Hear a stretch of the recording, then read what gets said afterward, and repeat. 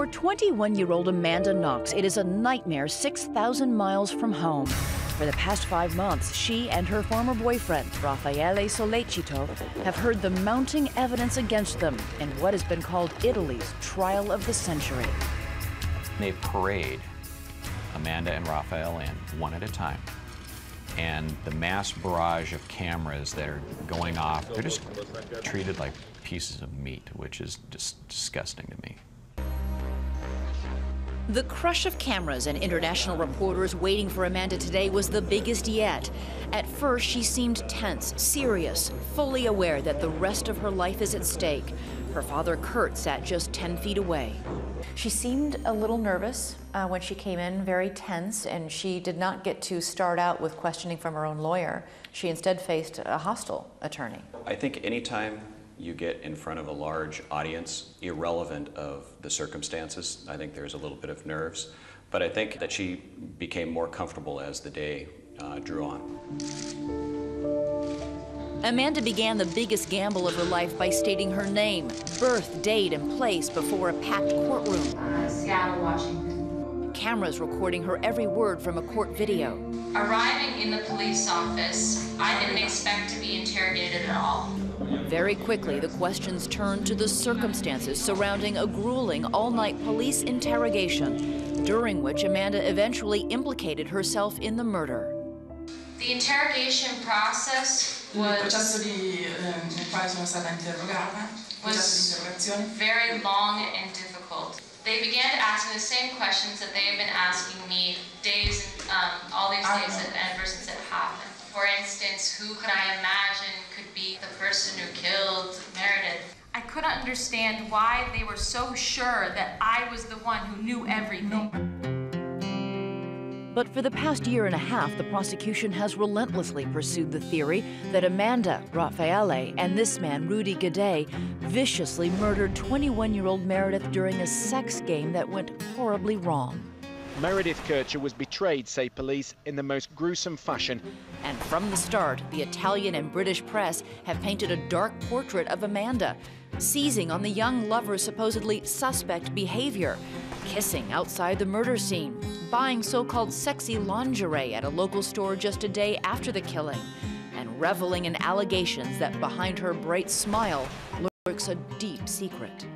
Amanda Knox, because she's very good-looking, has big blue eyes, always described as icy in the Italian press, is considered the archetypal American.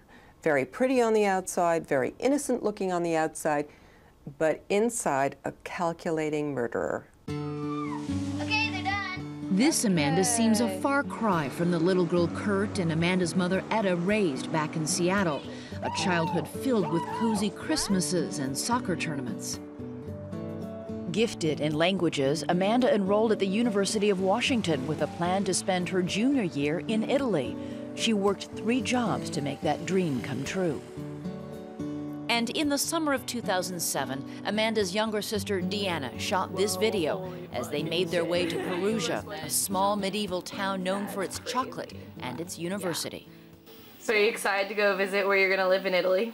Yeah, I'm really looking forward to actually getting a place to live. It's the big thing that's on my mind right now. It's actually kind of paranoid for me. Deanna helped Amanda find this cottage overlooking the hills surrounding the town. It was to be shared with 3 roommates, including pretty British co-ed Meredith Kercher, who was also fulfilling her dream of a year abroad. What did she tell you about the roommates, and in particular Meredith, and how they were getting along? Everything seemed to be meshing just fine. I mean, they got along great. Yeah. Meredith and Amanda were the only roommates in town Halloween weekend 2007. November 1st, All Saints' Day, is an important Italian holiday. Amanda says she spent that night with Raffaele at his house. Meredith had an early evening with friends and returned home to the girls' cottage alone at 8:30 p.m. The next morning, November 2nd, Amanda says she came back to the cottage to find the front door wide open. She says she then took a shower and only afterward noticed blood spots on the bathroom floor. She says she went back to Raffaele's house to get him, and then the two returned to the cottage. Soon afterwards, Amanda called her mother, Etta, who was home in Seattle. She said, well, I was at Raphael's last night, and I've come home now, and I think somebody's been in my house. And she told me, we can't find Meredith. We can't get a hold of Meredith, and her room is locked. And I said, hang up and call the police. When police arrive at the cottage, they break down Meredith's door. Video taken at the crime scene shows Meredith's blood is everywhere. Her body under a comforter, naked except for her shirt, and her bra on the floor. Meredith had been sexually assaulted and her throat viciously slashed. It was an excruciating end to a promising young life. She was one of the most beautiful, intelligent, witty, and caring people you could wish to meet. It was a shocking crime in the quaint medieval town of Perugia, and police fanned out looking for their killer. Within days, they set their sights back on the victim's cottage and her pretty American roommate. It was then that the interrogation took place without a lawyer for hours overnight. After first denying any involvement, Amanda eventually signed a statement saying that she had a vision she may have been in the house that night. Quote, I saw myself. With my hands, I cover my ears because I can hear Meredith screaming. When you say, first I was at Raphael's house, and then you say, well, I sort of can't quite remember, but maybe I was in the kitchen actually listening to the screams of my housemate who might have been murdered. That is devastating. The prosecution says it has the forensic evidence to prove the guilt of both Amanda and Raffaele, whose alibis are linked. There was a knife with Meredith and Amanda's DNA on it, found in Raffaele's kitchen. Amanda's DNA mixed with drops of Meredith's blood in their bathroom. A footprint said to be compatible with Raffaele's bathed in Meredith's blood, and Raffaele's DNA on the clasp of the victim's bra in her room. Andrea Vogt has been covering the case for the Seattle Post-Intelligencer. Has it seemed to be convincing to those in the court, and especially to the jurors and the judges? Yes, I think it has been a fairly good case that's been presented, but I do think there are some holes where the defense will be able to make inroads. There was somebody definitely in the house that night, Rudy Gaudet, an unemployed fixture on the Perugia town scene. His DNA is all over Meredith's room, and he admits he was there, but says he did not kill Meredith.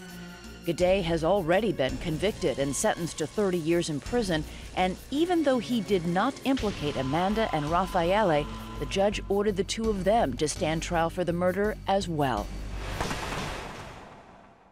Has the prosecution explained why she and a boyfriend she'd had for 7 days would decide to find a local drifter that they barely knew, and the three of them ensnare Meredith in this terrible sex game and end up killing her? I mean, it just doesn't seem to add up. That's still something that a lot of people don't understand about this case, and which is why it would happen. It's a real whodunit.